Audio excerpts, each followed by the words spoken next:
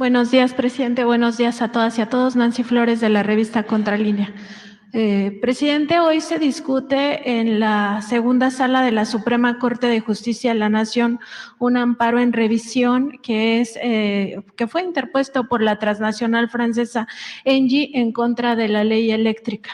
Y esto es importante, presidente, porque en esa segunda sala participan pues dos ministros de esta Suprema Corte de Justicia de la Nación, Luis María Aguilar y Alberto Pérez Dayán, que al mismo tiempo están o son militantes de una asociación civil que se llama Instituto Mexicano del Amparo. Esta asociación civil se ha dedicado a litigar en contra de su gobierno, entre otras cosas, pues promovió un juicio de amparo masivo en contra de la distribución de los libros de texto gratuitos. Además, se ha pronunciado en contra precisamente de esta ley eléctrica, en contra de la ley minera, ha trabajado incluso por convertirse en esto que se llama amigo de la Corte, esta figura del amicus curiae, para el tema de la acción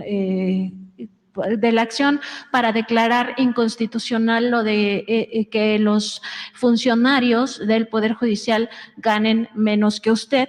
Incluso pues eso la propia Corte lo falló a favor de los propios ministros de la Corte. Y esta misma asociación civil hizo un análisis jurídico donde pues impulsaba que a usted se le separara del cargo y se le fincaran responsabilidades con cárcel hasta por 8 años si alguno de sus funcionarios desacataba alguna orden de jueces para liberar delincuentes. Esto podría parecer descabellado, presidente, pero el propio ministro Luis María Aguilar, que hoy en esa segunda sala también va a participar, presentó una propuesta de sentencia en la cual pedía exactamente lo mismo. Eso lo hizo en agosto pasado, el 23 de agosto. Este proyecto de sentencia finalmente lo retiró sin explicación alguna, pero ahí pedía separarlo del cargo y también consignarlo ante las autoridades. Presidente, preguntarle sobre este posible conflicto de interés. La Secretaría de Energía metió una queja por este posible conflicto de interés de estos ministros que participan en esa asociación civil y al mismo tiempo están en la Corte, pero preguntarle su opinión y también sobre este intento de la Corte para destituirlo y además consignarlo a las autoridades. Pues no creo eso último, la verdad. Son amagos, pero no tienen fundamento. Ya viví un desafuero también en un acto de asociación delictuosa entre ministros de la Corte y Vicente Fox. En ese entonces el presidente de la Corte, todos los ministros, de manera vergonzosa, apoyaron a Fox para que me desaforaran. Era procurador Macedo de la Concha, secretario de Gobernación Krill, y se unieron también con los del PRI y me desaforaron, nada más que el pueblo es mucha pieza y por ellos, por los que participaron en las grandes manifestaciones, tuvieron que dar marcha atrás, aunque hace poco Fox dijo que se había equivocado, que no debió haber dado marcha atrás. Pero son amagos. Este señor Aguilar siempre ha estado en contra de nosotros. Es muy conservador, muy reaccionario y muy defensor de los intereses de la oligarquía de México y del extranjero. Son como empleados de los potentados. Entonces, no les importa ninguna empresa pública, porque no les importa el pueblo y su futuro, porque ¿de quién son las empresas públicas? Del pueblo de México.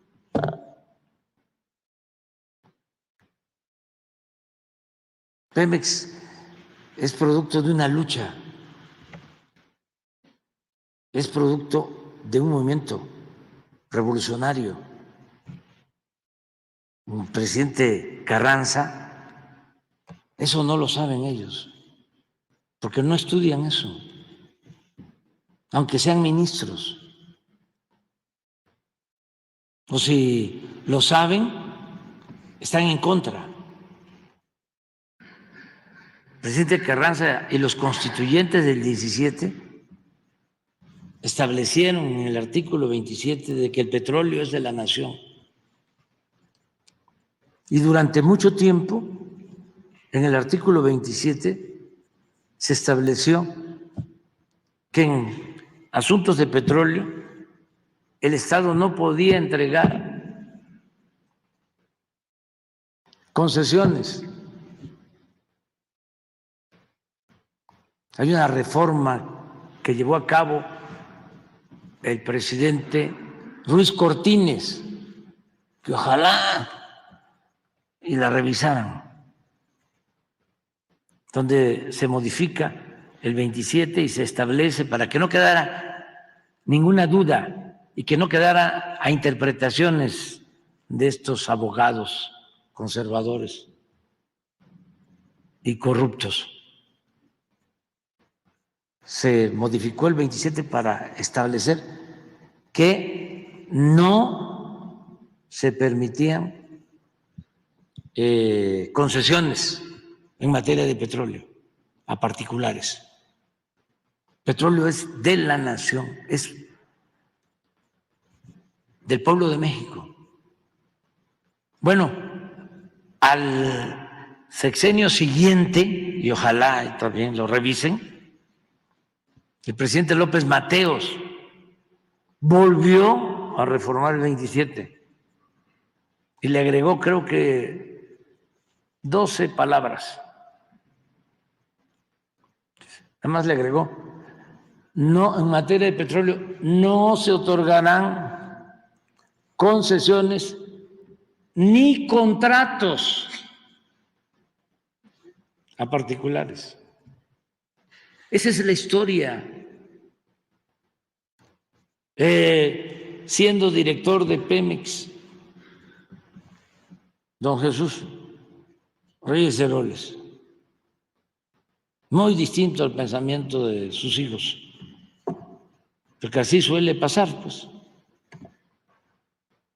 Canceló don Jesús, siendo presidente Gustavo Díaz Ordaz, los contratos que se habían entregado en la época del presidente alemán, llamados contratos riesgos.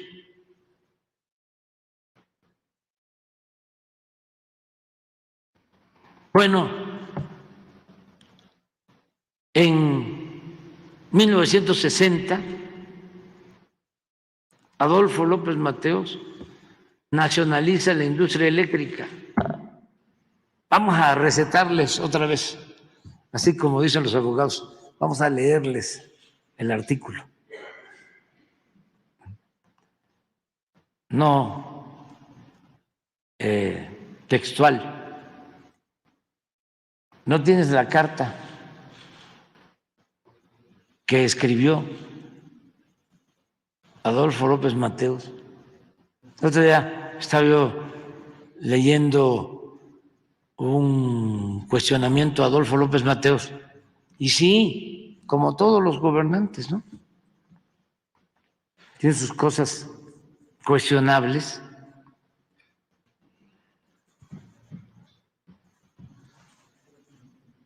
Pero tiene también cosas muy buenas. Cuestiones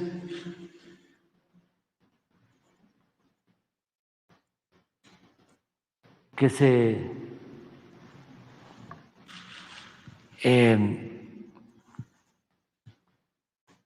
le cuestionan al presidente López de Obrador el encarcelamiento de dirigentes del movimiento obrero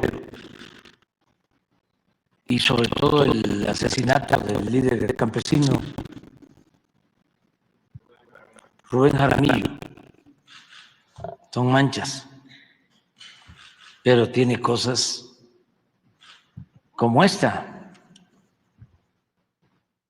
Esto es para, ¿cómo se llama el ministro? Luis María Aguilar y Luis María Alberto Aguilar, Pérez Dayán. sí, y a los otros.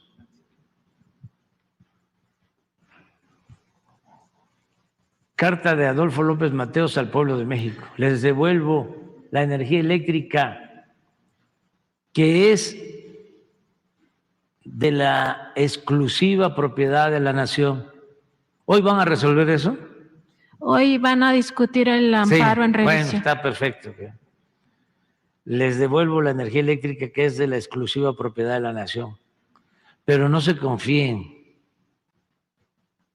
porque en años futuros algunos malos mexicanos identificados con las peores causas del país intentarán por medios sutiles, no tanto, entregar de nuevo el petróleo y nuestros recursos a los inversionistas extranjeros. Ni un paso atrás fue la consigna de don Lázaro Cárdenas del Río al nacionalizar nuestro petróleo. Hoy le tocó, por fortuna, la energía eléctrica. Pueblo de México, los dispenso de toda obediencia a sus futuros gobernantes que pretendan entregar nuestros recursos energéticos a intereses ajenos a la nación que conformamos. Una cosa obvia es que México requiere de varios años de evolución tecnológica y una eficiencia administrativa para lograr nuestra independencia energética. Sería necio afirmar que México no requiere de la capacidad tecnológica en materia eléctrica y petrolera. Pero para ello, ningún extranjero necesita convertirse en accionista de las empresas públicas para apoyarnos. Solo un traidor entrega su país a los extranjeros. Los mexicanos podemos hacer todo mejor que cualquier otro país. Cuando un gobernante extranjero me pregunta si hay posibilidad de entrar al negocio de los energéticos o a la electricidad, le respondo que apenas estamos independizándonos de las invasiones extranjeras que nos vaciaron el país, pero que en tanto los mexicanos sí queremos invertir en el petróleo americano o en su producción de energía eléctrica, por si quieren un socio extranjero. En México la Constitución es muy clara. Los recursos energéticos y los yacimientos petroleros son a perpetuidad propiedad única y exclusiva del pueblo de México, del pueblo mexicano. El resto de las especulaciones al respecto son traición a la patria. Industrializar el país no implica una subasta pública de nuestros recursos naturales ni la entrega indiscriminada del patrimonio de la patria. Este era don Adolfo López Mateos.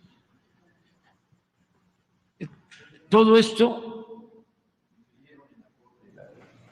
difirieron, sí. Todo esto es lo que quisieron borrar con la política neoliberal. Afortunadamente, se dieron los cambios en la elección del 2018. Y como no alcanzaron a saquear todo, a llevárselo todo, a robárselo todo, con lo que nos dejaron, con eso estamos levantando el país. Pero sería un acto de traición a la patria el permitir que sigan con la misma política de pillaje. Y es esa estructura del Poder Judicial la que les ayuda, jueces, magistrados, ministros, que protegen a estas empresas extranjeras desde que se llevaron a cabo los cambios a las leyes y a la Constitución. En el caso de la industria eléctrica, ¿quién comenzó a modificar las leyes para permitir la entrada de las empresas extranjeras? Salinas, en 1989. Hicieron una reforma a una ley secundaria para permitir la inversión extranjera en la industria eléctrica. Y luego con Zedillo continuó. ¿Ustedes creen que en ese entonces y hasta el 18 el Poder Judicial se ocupó de declarar inconstitucional la reforma a esa ley secundaria que violaba abiertamente lo que establecía la Constitución? Porque no puede ser que una ley secundaria esté por encima de un mandato constitucional. La Constitución es ley de leyes.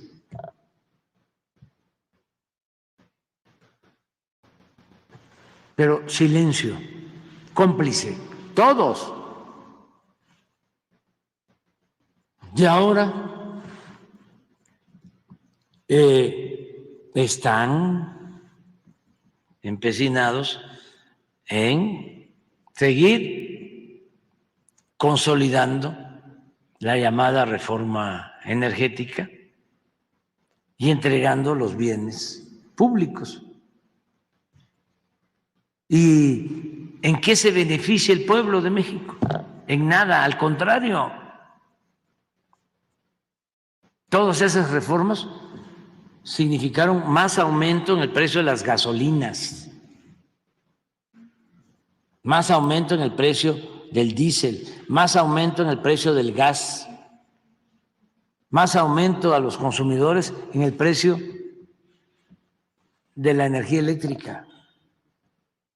Buenos negocios para los particulares, malos negocios para el pueblo, con el apoyo de esas autoridades serviles y corruptas.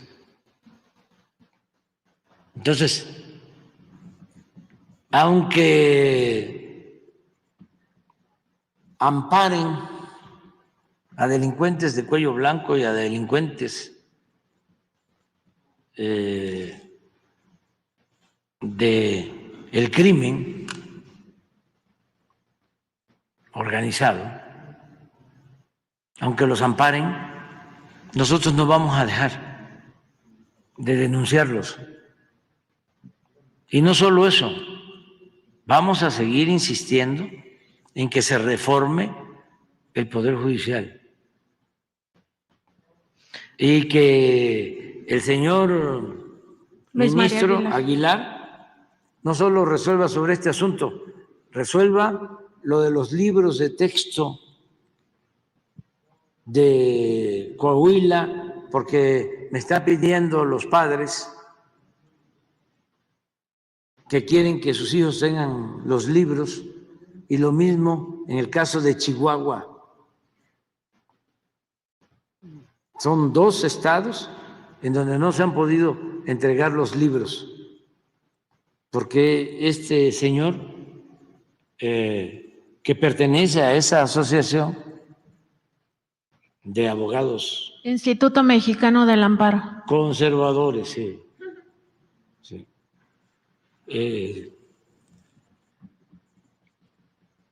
Era mejor el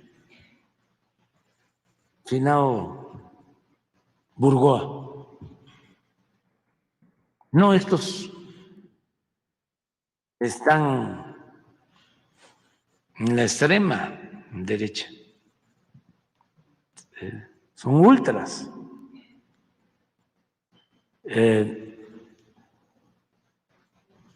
Tiene ese asunto pendiente de el amparo que queremos saber ya, porque si no resuelven, ni modo que se queden los niños sin libros. ¿Cuántos? 100,000 vinieron a presentar el lunes. 100,000 firmas de padres solicitando los libros. Y lo otro, el expediente que tiene ahí en la gaveta, en su escritorio, sobre una empresa que ha acudido al Poder Judicial para defender su planteamiento acerca de que no debe de pagar impuestos y que de manera acomedida el ministro solicitó el expediente.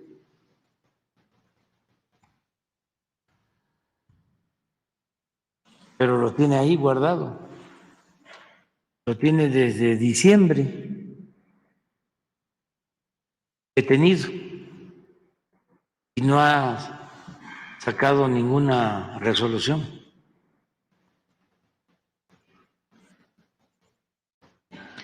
Entonces, ¿dónde está la justicia rápida y expedita? Ya sé, me va a decir de que no tiene tiempo, no tiene términos legales, que él se puede llevar todo el tiempo. Pero yo no voy a dejar aquí de decir de que no ha resuelto